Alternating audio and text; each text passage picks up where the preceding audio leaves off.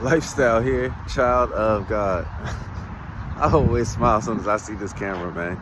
And, this is the Little Mermaid, my point of view, the Lord talking to me's breakdown. So I went to see the Little Mermaid last night, and I got to take my daughters with me. My daughters being my daughter and her sister. It would have been sisters, I don't know, but one disappeared on us. I don't know. But I was happy. And so, this movie, Little Mermaid, now I never knew this until I seen it just recently with my kid, with the Chloe Bailey as Ariel. It's about selling your soul. And somehow your soul is connected to your voice. It's so interesting. So interesting, this movie. I mean, it was really boring in the beginning. I'm not gonna lie. I got up a couple of times like, okay, they doing a lot of goddamn singing. I'm not really into musicals, but okay. But that's how the cartoon was. But it's different when cartoons are singing, right? It feels like it's faster or something. I don't know. But yeah, so it's really about selling your soul. And so Ariel sold her soul to be a human being. Now, of course, it's because this is a movie. She was able to get her soul back from the evil octopus Ursula. They always making octopuses villains. Dr. Ock, the Spider-Man's villain. Ursula, she's a octopus. That was the villain, the antagonist in this movie. But yeah, so it's about selling your soul. And something about your voice being connected to your soul, right? And of course it was about love. Every Disney movie is about love. It's always about the connection between the man and the woman. They trying to pervert us though, family. You know that. But yeah. Hey, get out of there. And so it was about selling your soul. And Jesus says, well, we all know what he says. It says, what is a man gaineth, or a woman gaineth, gaineth the world, but giveth up their soul. And Ariel, you could see it. Although she was happy, she got what she actually wanted, her heart's desire. She felt bad in a way. She felt unsettled in a way. She couldn't speak. She didn't have her voice. She didn't have her soul. And so she couldn't really express herself. And she couldn't really be lifted up. And so come towards the end of the movie, as you all know, she gets revealed to be a mermaid, a merwoman, and Cash, and a merwoman. And she loses her earth legs, her human legs, and she becomes a mermaid again. She has her flipper. And she was humbled. And even after they killed Ursula and had the big fight, she was back to square one.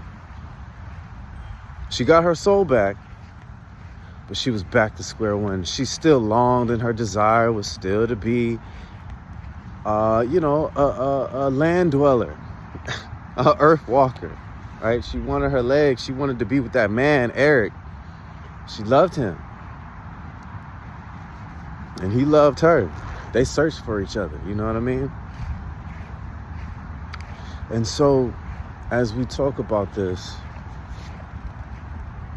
her father. So this movie was about a father's love and a mother's love, right? A father's love for his daughter, man. Let me tell you, I was so happy that the girls let me take them to the movies. I was like, yeah, it was cool. And what a father would do. He gave his life for her. He gave his soul for her, his daughter, Ariel. And he had many daughters. He had a lot of daughters, but he gave his life for his daughter. No questions asked, no nothing. He just gave it. He gave the Triton away, knowing that Ursula was going to destroy him. He just did it. because he loved that his daughter. Not that he didn't love her more than the other ones, but something was special about Ariel. Even all the girls knew, right? And so, and then, Eric's mother, she was passionate about him finding a woman. She wanted him to be married. She wanted him to find Ariel. She supported every one of his efforts. She gave him her mother's ring so that he could give it to Ariel. Although Ursula was impersonating Ariel at the time. So this movie is about a lot of different things, family. Cash! Hey! House!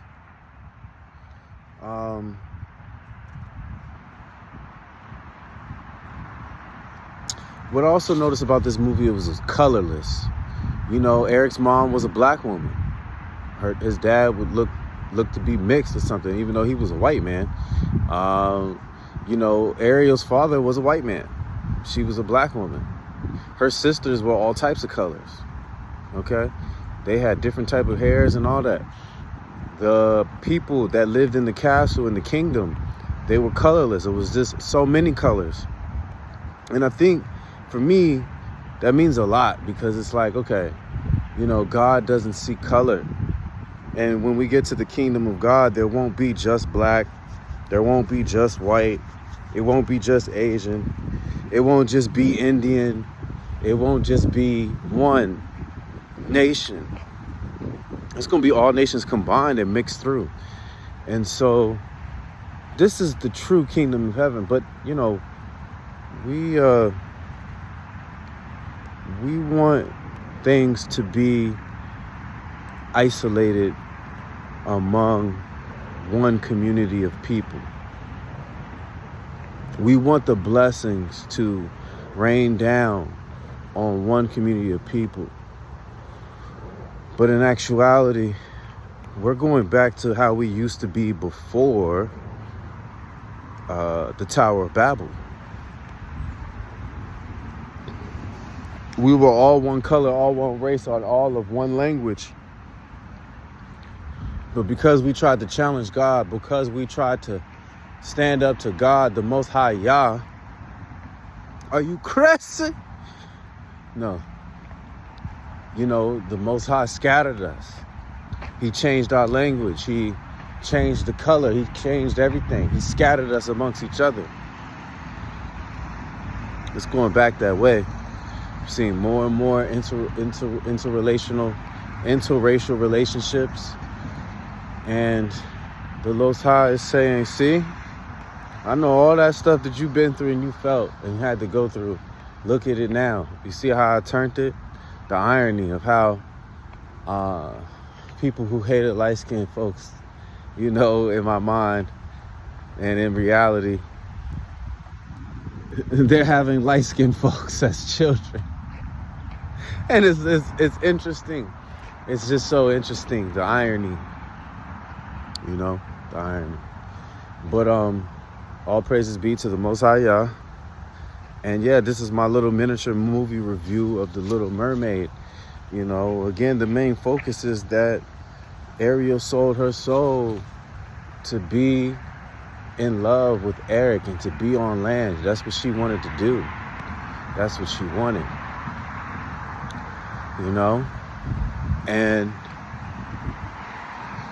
she did it by any means. She wanted to get what she wanted to get. Got gray hairs coming in right here. Good Lord. But she wanted to get what she wanted to get. And I guess her dad could also be looked at as the Most High as well, right? He's got the Triton that usually signifies some sort of godly nature, godliness. That's what they use the Triton for. And he was very tough on Ariel.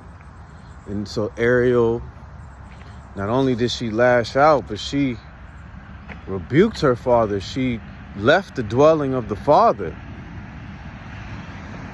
Because she's like, dude, you're holding me down too tight. Let me explore myself. I know what I want. I've always known what I want. Woo! Family, look at this bird, y'all. Yo, I can't even switch this chain around. Let me see if y'all can see that. You see that bird? It might not look big in this camera, but that chain is huge. Family, I don't even know what kind of bird this is. Oh, these are turkey vultures. These janks are huge. Look at these janks. Janks big, man. Look at it. You see them down there? Janks big. They're huge, man. But anyways, let's go. Come on, for one of them janks pick you up. Hey. Better be quiet for one of them janks fly down and pick you up off the ground, player. Them joints are huge. Them joints ain't little. And they mobbed up. Are you hearing me? Vultures mob up. But yeah, man, this is the Little Mermaid review. It was okay movie. It got better at the end. The best part for me was when the father popped up out of nowhere at the end. You know, in the cartoon, you're just like, you know. But then in this one, man, it was kind of touching. It was like, whoa, whoa, whoa. You know, and he pushed her away. And he loved her, and she loved her father for finally understanding her. Right? For finally understanding her, for finally letting her stretch her wings, for letting her stretch her legs, okay? Because he gave her legs back so that she could be with Eric, and she could be on land. And so praise the Most High for giving me revelation. And yeah, go see the movie. It got better at the end. And lifestyle here. Child of God. Peace.